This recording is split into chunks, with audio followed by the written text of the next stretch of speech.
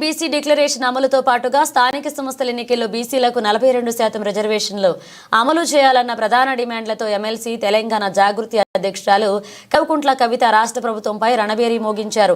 ఈ విషయాల్లో గల కొన్నాళ్లుగా బీసీలో చైతన్యం తీసుకొస్తున్న ఆమె శుక్రవారం హైదరాబాద్లో పెద్ద ఎత్తున బీసీ మహాసభ నిర్వహణకు ముందుకొచ్చారు. ప్రముఖ సంఘ సంస్కర్త సావిత్రిబాయి పూలే జయంతిని పురస్కరించుకుని ఇందిరా పార్క్ వద్ద ఈ బీసీ మహాసభ నిర్వహించనున్నారు. కవిత పిలుపు మేరకు ఇప్పటికే వివిధ బీసీ ప్రజా సంఘాలు మహాసభకు సంఘీభావం ప్రకటించాయి. తాజాగా గురువారం మరొక 2 సంఘాలైన విద్యార్థి జేఏసీ, అంబేద్కర్ యువజన సంఘాలు తమ సంపూర్ణ మద్దతును ప్రకటించాయి. బాగా నోరు పెట్టుకొని మాట్లాడుతున్నారు. మేమందరం బీసీలం ఇందిరా పార్క్ దగ్గర 2 ముచ్చట్లు మాట్లాడుకుంటామంటే నిన్న రాత్రి 9 దాకా పర్మిషన్ ఇవ్వకుండా ఇబ్బంది పెట్టి ఇక మీకు ఇప్పుడే బీసీలు గుర్తొచ్చిరా అంటారు. చెప్తాం మీ చరిత్ర కూడా చెప్తాం. మీరు 10 ఏళ్ళు భద్రంగా బీర్వాల పెట్టి తాళం పెట్టిరు మండల్ కమిషన్ రిపోర్ట్.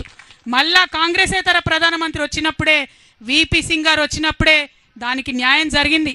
ఆయన అమలు చేసిండు పాపం మండల్ కమిషన్ రిపోర్ట్ని. అమలు చేస్తే ఇక గొప్పగా మాట్లాడే భారతీయ జనతా పార్టీ నాయకులు విపి సింగ్ గారికి ఆనాడు సపోర్ట్ విత్డ్రా చేసుకున్నారు. ఆయన ప్రభుత్వాన్ని కూలగొట్టిండ్రు. సంకీర్ణ ప్రభుత్వం ఉండే, బీజేపీతో కలిసిన ప్రభుత్వం ఉండే, బీసీల కోసం మంచిగా చేసినటువంటి వ్యక్తి ప్రధానమంత్రిగా ఉండడానికి లేదని బీజేపీ ఆనాడు సపోర్ట్ వాపస్ చేసుకున్నది.